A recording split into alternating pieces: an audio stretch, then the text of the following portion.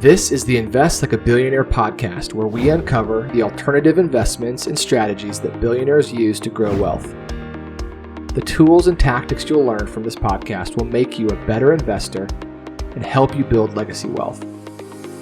Join us as we dive into the world of alternative investments, uncover strategies of the ultra wealthy, discuss economics, and interview successful investors. Welcome to the Invest Like a Billionaire podcast. I am your co-host, Ben Fraser, joined by fellow co-host, Jim Maffuccio. Jim, you over there? I am here. Awesome. Welcome. And we are joined by a very special guest today, Whitney Elkins-Hutten, and we're really excited to have her on. She is a really great educator in the space of passive investing. You've probably seen her around before. She has really kind of been around with several different groups, educating investors on passive investments, and especially multifamily as well as other asset classes.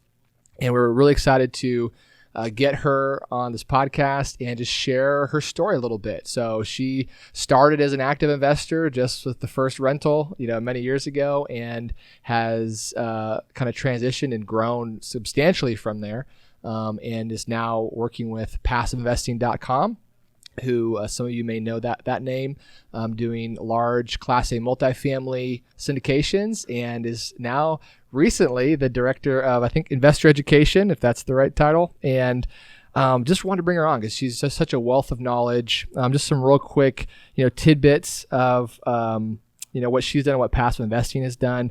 Passive investing has acquired over 4,000 units with a value of close to $750 million, with about 1,400 investors that are active in those assets. And she's going to share some of her journey, but she's a partner personally in over $700 million of real estate, over 5,000 residential units, including multifamily, mobile home parks, single family, assisted living, and more than 1,400 self-storage units across 7 states. So those are some very big numbers, Whitney, but it didn't start that way, right? You started just kind of like a lot of people start in real estate, of just starting with rentals. Started entirely by accident, actually. Was just buying a house with a significant other, and the relationship completely fell apart. And I had a house and I was scared. Like, what do I do with this thing? I had no idea. I mean, financial independence, learning how to manage money. Like, this was back in 2002, wild, wild west of lending. I was 103% financed on the property. So, I shoved it full of roommates, and was in dire need of a rehab, and spent the next year bringing the property up to snuff. And I sold it. Probably shouldn't have done that. I was probably the one person who read Rich Dad, Poor Dad and got it wrong. He says, hold on to the real estate. I sold it. And I had walked away with more money with that one sale than I had been making my day job that whole year. And I was like, I'm hooked. Like, how many more of these projects can I do? But I continued doing that, brought my husband in on a few projects afterwards. And we realized that we were really good at building equity, but we weren't good at building cash flow and really unlocking the golden handcuffs, right? That's why a lot of people really love their day job, is because they get a regular, stable income coming in, benefits as well. And it took us a few years to realize that we needed to take that equity and put it into rentals. It was like a slap on the head, like, oh, that's how they do it. They get rentals, passive income. Got it. So we scaled up a portfolio of single family properties, both in Colorado, but we quickly transitioned to out of state when we realized we could get better cash flow. And then it was off to the races from there, but we hit an inflection point where I wanted more of my time back to spend with our family, and I had done that, but we hadn't figured it out, like what it took to get my husband out of his job. And then he said he wanted that too. And I'm like, oh man, we got to go bigger. We got to level up our mindset. We got to go into multifamily. And that's where I both got started in both active and passive investing within multifamily. And fast forward several years later, here I am now, director of investor education and passiveinvesting.com. That is awesome. I mean, there's so many nuggets there. I'd love to unpack a little bit of that. But one of the things you said stood out to me, where I think a lot of our listeners are at as well, where it's, you've been intrigued by real estate, right? You've gotten bit by the bug somehow, whether it's yourself or from someone that you know. And, the natural assumption is just to jump right into rentals and single family rentals, but it's also the lowest barrier to entry. And it doesn't always translate to cash flow, to your point. And that's a whole, unique skill set of finding those right properties. And it's difficult in this market as well to find, deals that cash flow, especially in a market like you're in, like Boulder. And, then kind of making that transition, like what was the light bulb moment for you? Because I know you obviously are still active investing in a lot of these deals, but you're also passively investing and partnering with, top tier operators in these asset classes that you really like. And talk a little bit about that kind of light bulb moment as well, kind of, moving more towards passive investing. Yeah. So, I think a lot of people, I'm, you and I are very active on Bigger Pockets, and a lot of people come to Bigger Pockets and they're just like so enamored with real estate. And they're like, yeah, I got to go get my first rental, passive income, mailbox money. And I like to think of it more as leveraged money, because you're still trading an immense amount of time for money to come in, and it's incremental, like, $150 a month or $200 a month, maybe $300. If you're lucky, you can get beyond that. We scaled our single family portfolio through what we call the BRRRR model. So we were recycling our capital over and over again by buying properties that needed to be fixed up. That was tiring because I was getting 2 loans for every property. And then, I had property management. I was coordinating the property management. I had some pretty good systems in place, but even then, somewhere between being self-employed and a business owner. Yeah. And our dreams were beyond having just $5,000 or $10,000 a month coming in. I want 35, 40, 50, 100. So for the sake of the listeners, you said the BRRRR method, and I think that's buy, rehab, rent, and then refinance. Is that right? Yep. And repeat. That add another R at the end. So that's where a lot of people are, and it is a great place to start. But obviously, your aspirations, dreams, and moving more towards a scalable model with less of your brain power per door. Yeah, that's what kind of led you. So go ahead. Yeah, and I think the natural progression in there is like, okay, I figured out how to get the 1, 2, 5 units under my belt. Can I do more in one transaction? Can I get a 5-unit property? Can I get 10? Can I get 20? But I think you have to understand what your goals are. Like, some people that's what they do. They want to live and breathe real estate. For me, I love real estate, but real estate is a tool for me to achieve my end. My end is, guys, this is not my house. I wish it were. I mean, I'm in Sedona right now. I'm not taking the month off, but we're in Sedona hanging out as a family, working and playing from here. And, that's what I want to do, is travel and experience life and then create the experiences not only for myself and my family. Actively managing a property was not going to get me there. So I had to rethink what my goals were and then pick an investment strategy that aligned better with those goals. So I was, had this bitten by the bug of real estate, and I was trying to, solve all these challenges that I think a lot of people get sucked into as far as scaling and acquiring, maybe the acquisition fees and, all these sort of, things that you can build through actively managing multifamily. Mm-hmm. For me, I wanted my time back. And the biggest return on my time was to invest passively. And that could be in multifamily. It can be in self-storage, Ben, as you know, it can be through notes. So it's when I actually aligned my investing with my true goals in life, then that's really where our portfolio started to take off. And we just doubled down on passive investing and never looked back. I love that. So you must have heard somebody either at a conference or online or a webinar that kind of opened your eyes to the world of multifamily investing. When and who and how did that happen? I can't remember the specific inflection time on, multifamily as an asset. Probably it was along the lines of listening to something with Robert Kiyosaki. I can tell you exactly what happened when I dawned on me that passive investing was probably a very strong way that I wanted to scale. And I had actually joined an investment group. I no longer work with them, but I had joined them to be on the active side of real estate because I thought that's where I wanted to be. Very driven person. I can do it. I can figure it out. I'll figure out how to balance life later, right? That was always kind of my MO.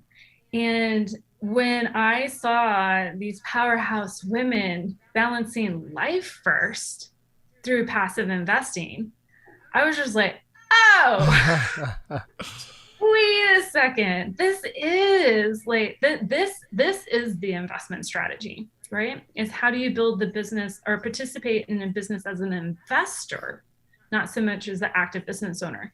And everybody is going to have their different skill sets they bring. And, like I said, there are people out there that want to actively invest. And I seek those people out to invest alongside them because it's a win-win. They have the time, knowledge, expertise, the hustle, the credit and lending, the access to the markets, the access to the deals. And so much so that they need additional capital in order to take all these deals down. I have the capital. I figured out ways to create that capital. And we can talk about that journey as well. And it's a win-win. I take a limited partner position and I get a ROT, a return on my time. And I do get to, share in the cash flow of the deal. I look for deals that have a preferred return where I'm getting an X percentage of the first parts of the return. I also look for splits in equity.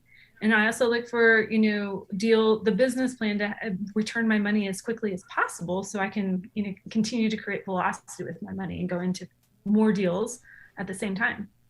Yeah, love that. And if someone's considering, the active versus passive approach, I kind of view an active investor, there's really maybe two primary motivations. One would be you want to create income, and you don't have a lot of income or wealth yet to deploy and passively. Mm-hmm. And you want to do it more as a business, or you just have a passion for it and you love real estate, you have deal flow, you want to do it as a business. But as someone who maybe enjoys their 9 to 5, who has a great job or a great profession that they love, it's really not the best option for the most part. And if you have other ways to generate wealth, generate income, put that income away into these deals. And a lot of times, a lot of the deals that you guys are putting out and other sponsors, you're going to be making more money, at least the same, passively without doing much of the work, if any, than you would if you're trying to buy a rental or something on your own and then having the headaches that go along with that. Yeah, definitely. It's what's the highest and best use of your time? Yep. I've seen passive investors, kind of struggle with it because they're like, I want to take my money and I want to get the highest return on it. And I'm like, yeah, but what's the cost of that? Like, sure. I mean, active investors, they, if the deal goes well, they make a pretty, hefty profit on the deal, as they should, right? Because my most important non-renewable resource isn't my money, it's my time. Once I spend it, it's gone. I can't get it back. So and they're giving me a precious gift by allowing me to keep my time, and we split in the profits.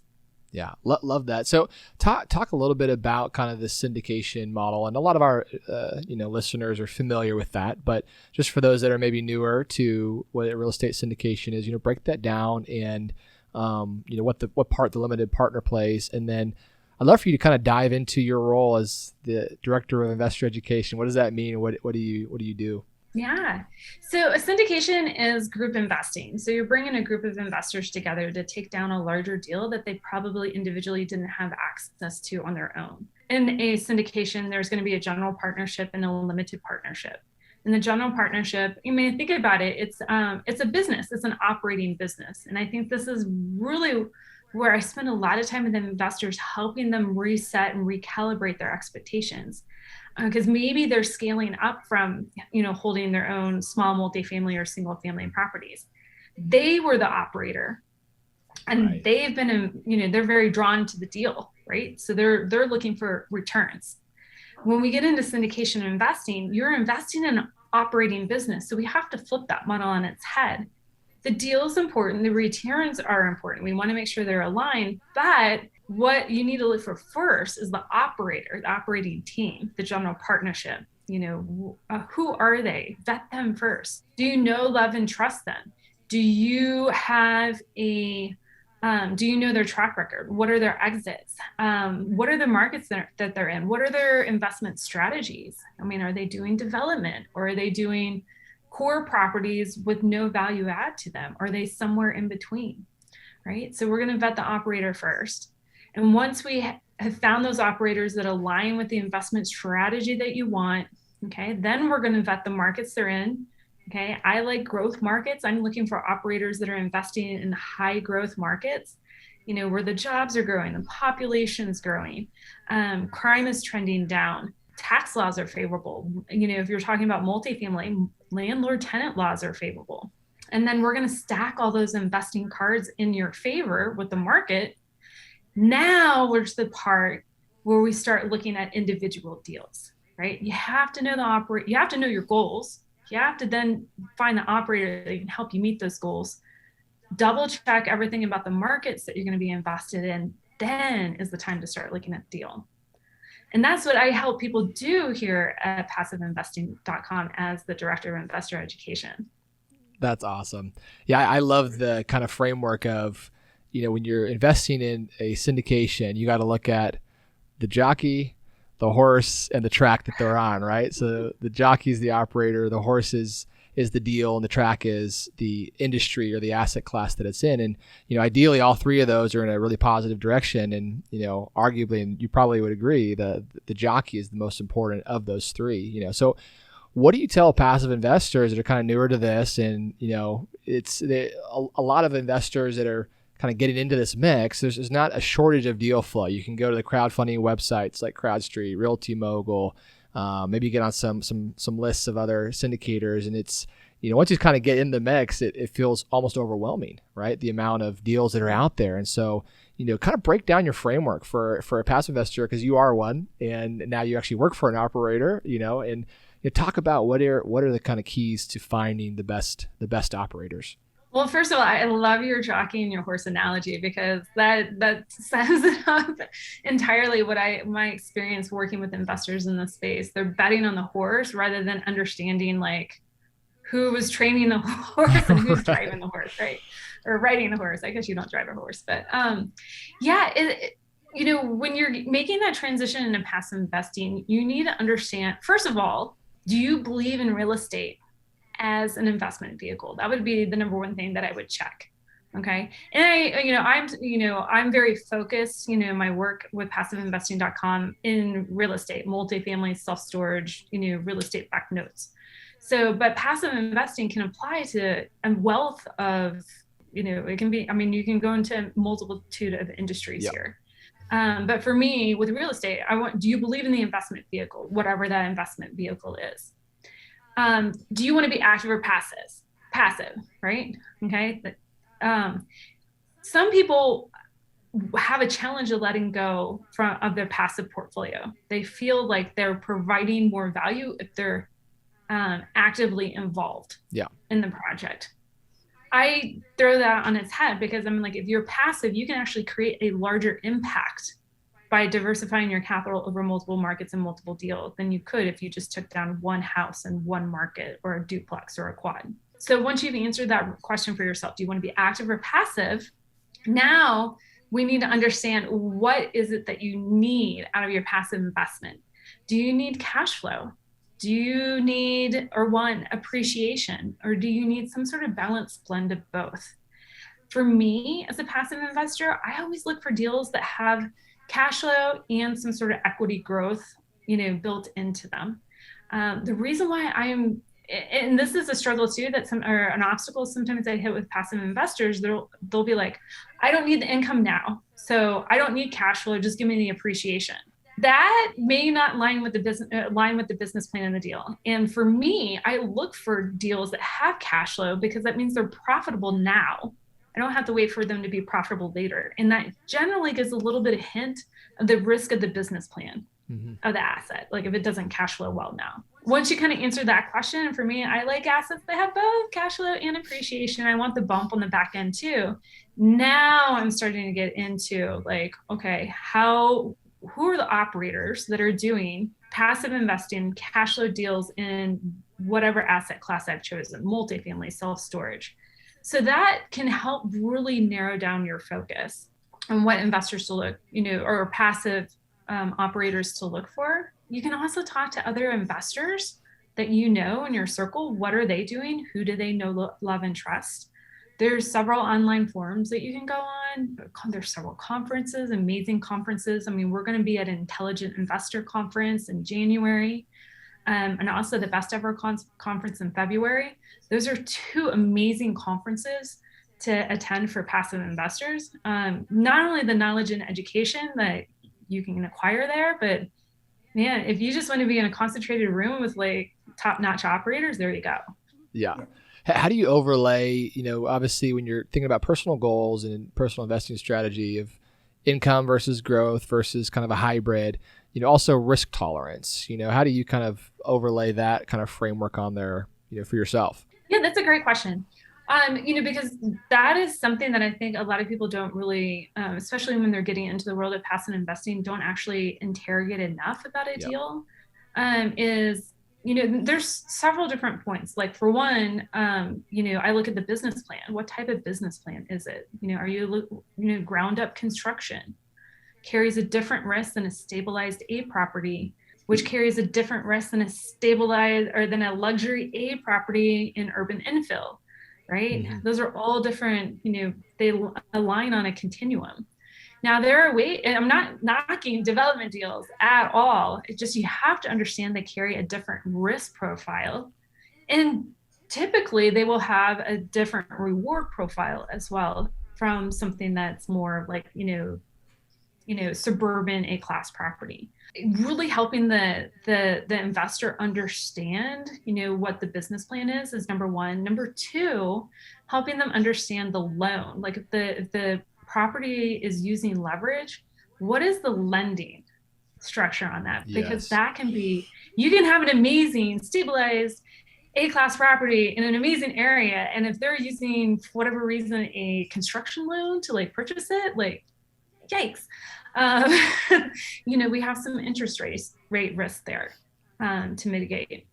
But I think that's where the operations team, a vetted operations team, you're going to kind of mitigate a lot of those risks inherently up front, with the business plan. Yeah. So talk a little bit about the deals you guys are doing at Passive Investing. So I know you focus primarily on Class A multifamily as well as self-storage. And I believe you guys have a lending fund, but I know kind of the Class A is kind of the bread and butter, multifamily deals are what you guys are doing. So talk a little bit about just kind of the investment thesis behind that and, why you like those deals. Yeah. So, we started off with the value add B class strategy. We've, pivoted, we've moved upwards toward that B plus and the A class asset in suburban areas. These are not your luxury infill, downtown type properties. Yep. These are very affordable. I mean, I think the average rent on our Class A properties are $1,500 a door. So, multiply that, gross rent times 3, the household income needs to be about $45,000. And majority of our, the markets that we're in, the household income is $100,000 or more. So these are very affordable properties. But think about it. If this Wait, so pause right there, because that was a nice little hack right there that you just used that some people may not know. So kind of the gross rent times 3. What does that even mean? So if the gross rent on the property is $1,500, you're going to multiply that by 3. So to qualify the tenant for the property. So $1,500 by 3. I think I was a little off on my math. No, you did it right. No. Okay. And then, so we're at $4,500 a month, right? So that as long as the household that's going to be living in that unit makes $4,500 a month or more, we are probably they're going to qualify for the unit. They're technically, according to US standards, not putting themselves upside down to live in the property, right? They're not spending more than they should. They're going to qualify for the unit. And if the household, like I said, the household incomes in the areas that we invest in are typically $100,000 or more. Right. So which is an evidence of affordability for the rents that you guys are looking at. Yeah. And you're probably not going to have as much economic vacancy, in those areas. As well. Explain economic vacancy a little bit. Yeah. So vacancy is you can think of it in 2 different terms: physical vacancy or economic vacancy. And I think this is where a lot of C-class properties got hammered during COVID. Right. So you have, I think we all can understand vacancies. The property is occupied or it's not. Yep. The tenant's there or they're not. But what if the tenant can't leave, doesn't want to leave, but they're not paying rent? that is economic vacancy. And we saw that during COVID when there was eviction moratoriums and we couldn't move the tenant out. Then, these, C-class units, while they had a higher physical occupancy, their economic occupancy were lower because there tend to be the service workers. They were losing their jobs, and they just couldn't pay the rent. So basically, Class A properties as a whole performed well from a rent collection standpoint because the underlying tenants had jobs that were not more at risk during COVID and were able to maintain employment. That's what we actually found, as COVID unfolded for us, is that these, Class A properties, these are where like your, upper level management, your, supervisors, your directors are living in these type of apartments, and they were able to work from home. And, the job risk just wasn't there for them. They didn't lose their job. They generally weren't suspended. Whereas, in, areas that were more service industry focused, we saw a lot of, economic vacancy in those units. Yeah. It's interesting. I've heard lots of different arguments about all the different kind of Class A, B, and C, and pros and cons, and benefits, drawbacks. And one of the things that a lot of people say about Class A is if there's an economic downturn, a lot of the tenants will trade down to like a Class B property, so it can be more susceptible to bigger hits in the economy.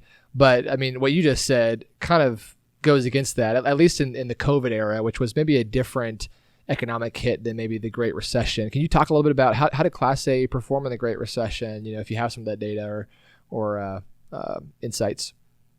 Yeah, I don't have the data directly in front of me, but the Class A luxury, this is we're drawing the distinction between the two classes. The urban and Class A luxury took a beating during COVID, both from a physical as well as an economic standpoint. So that is your urban infill downtown. That still is on the recovery. It took a beating during the Great Recession. That is these are $3,000, $4,000, $5,000 unit properties. You're paying for the location, or high amenities that are on those properties. The Class A that we're talking about here, in our investing thesis is suburban Class A. And so these are the multifamily apartments that are being built. We've all seen them around our metro areas in the past 5 to 10 years. So they're outside the city centers. They're still well located. They're still close to jobs, great schools, great markets. I mean, think about it this way. They're probably like really centered like in, 15 minutes from a Whole Foods or something like that. So one of our founders called it the Whole Food Circle, right? The Whole Foods does an amazing market research. So does Starbucks. So those are kind of great things to piggyback off of. But those are two. So when we're talking about the Great Recession, I'm wondering if the data actually teased out the suburban A-class property wasn't really a big, hot ticket item at that point in time, right? So I'm wondering if the data actually teased out the difference in Class A, because I've heard that too. Right. Class A goes down to B, B goes to C, and where does C go? Yeah, the thing of it is, a lot of people were displaced from home ownership during that time frame, and where are they going to go? They're going to go to the Class A suburban. So you probably had people infilling those units, even as maybe some people had to move out and downgrade, So that seems like a pretty safe sweet spot, and I can see where the luxury class would be what gets hit, in a situation like that. Yeah, most people don't give up their economic lifestyle. It's hard. Yeah, that's the last thing they're going to give up. They're going to give up everything else before they give up their economic lifestyle. Yeah, and right now, like a lot of the drivers behind multifamily are, one is just lifestyle choices, but two, it's also affordability of home ownership is, becoming less affordable, and that's driving more renters. And, so I really like your thesis there. Talk a little bit, shifting back to, when you're looking at kind of your own personal investing strategy, how do you analyze a deal quickly? How do you probably see a ton of deal flow, and I'm sure you're obviously investing in the deals you guys are doing, but, even outside of that kind of from a personal standpoint, What are some kind of ways that you've learned to analyze these deals quickly to decide if it's a deal worth looking more into or not? Yeah. So, I think of it sales funnel, right? I am actually working through that whole funnel by figuring out who my operators are going to be, my core operators.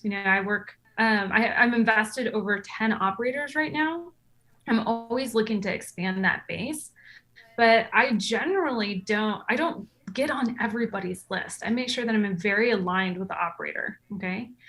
So that's number one. Number two, like I'll do all this pre-vetting in the market. So I've already vetted the team. I've already vetted the markets they're in. I've already aligned with their strategy before I start getting that deal flow. So a lot of the heavy work is up front.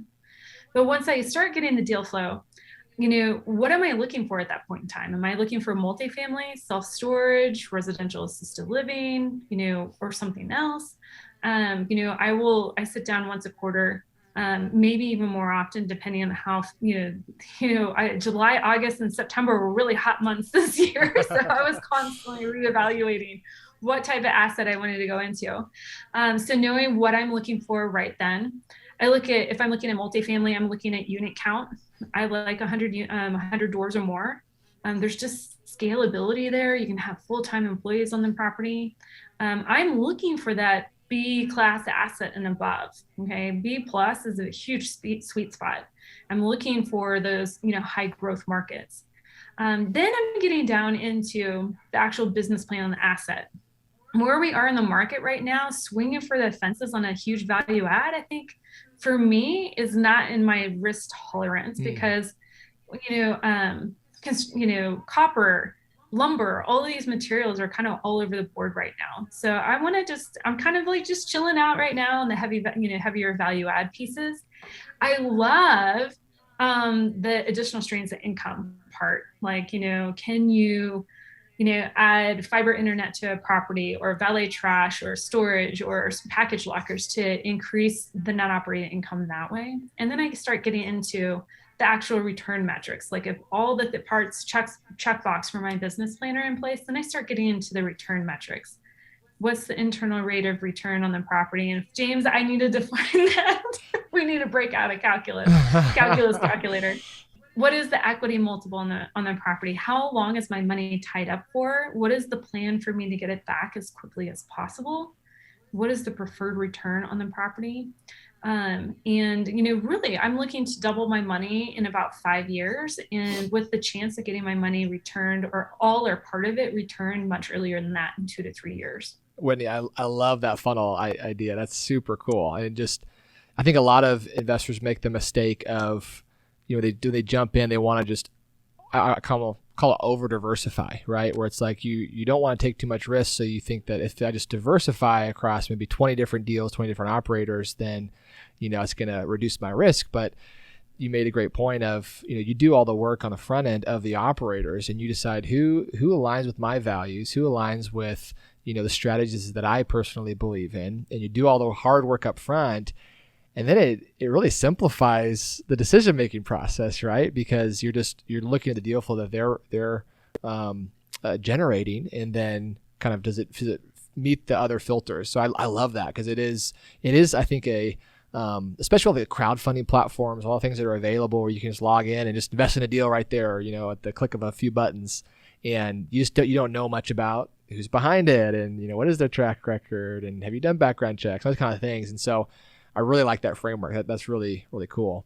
I think crowdfunding has a unique opportunity to serve somebody if they just wanted to kind of like kick test like real estate with like $10,000 or $5,000, some small amount, or if that's the increments of which they can invest in over time. I think that's fine.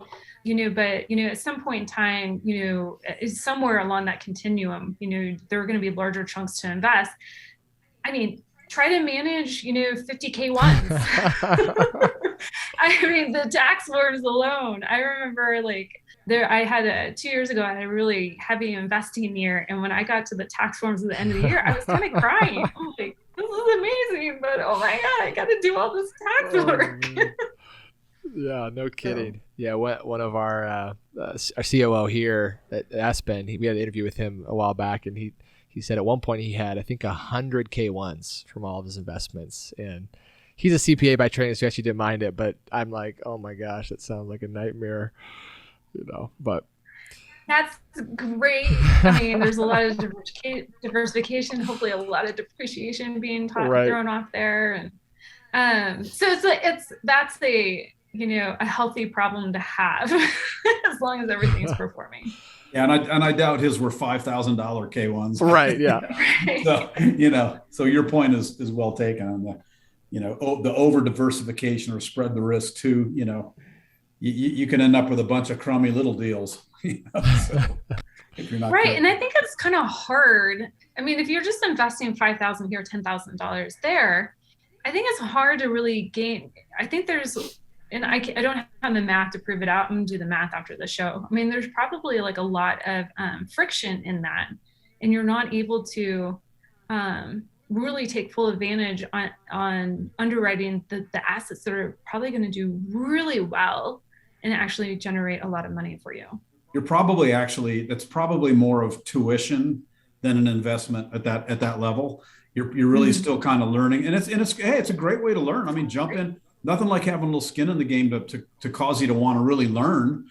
But you might take some knocks along the way. But if you just kind of view that as, hey, I'm just paying dues, I'm paying tuition, until you have the kind of capital base that you can invest passively, and it can start becoming a significant part of your income, and then eventually it can become your sole source of income. That's where a lot of people want to get eventually. So it's just part of the journey. I think it's more exciting to get a $30,000 check on a $50,000 investment than a $3,000 check on a $10,000 investment. No.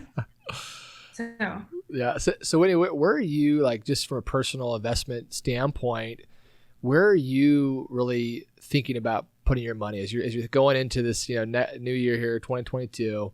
We're very long in the economic cycle. We've had a long run in real estate. I like your thoughts on, heavier value add, maybe be a little more cautious on those, make sure it's the right deal. Lighter value add, where it's easy to kind of add ancillary income streams that don't require a lot of construction. You definitely have much lower risk there. But what are some other things, like even other asset classes that you're personally excited about? You guys are going to laugh because this is going the total opposite direction. But we actually just closed on a short-term rental yesterday. Nice. Where at? No laughter here. Well, so but it actually fits exactly in our investing plan, because we're looking for, we're really doubling down on our lifestyle assets. Yeah. And so we're still looking at all the different passive investing deals, but this particular deal is we're looking for some short-term rentals in areas that we visit often, and we'll be personally utilizing them. So, and then, not generating, it won't be like our long-term holds where we're just like $150, $200 to $300 a door. I mean, we'll be generating a lot more capital and kind of riding that wave for right now. But on the passive side, I'm still a believer in multifamily. I love it. I mean, I come from the world of public health. I mean, and Maslow's law is like, the basis of all public health. People need food and water and warmth and a roof over their head. So I'm still very much a believer there.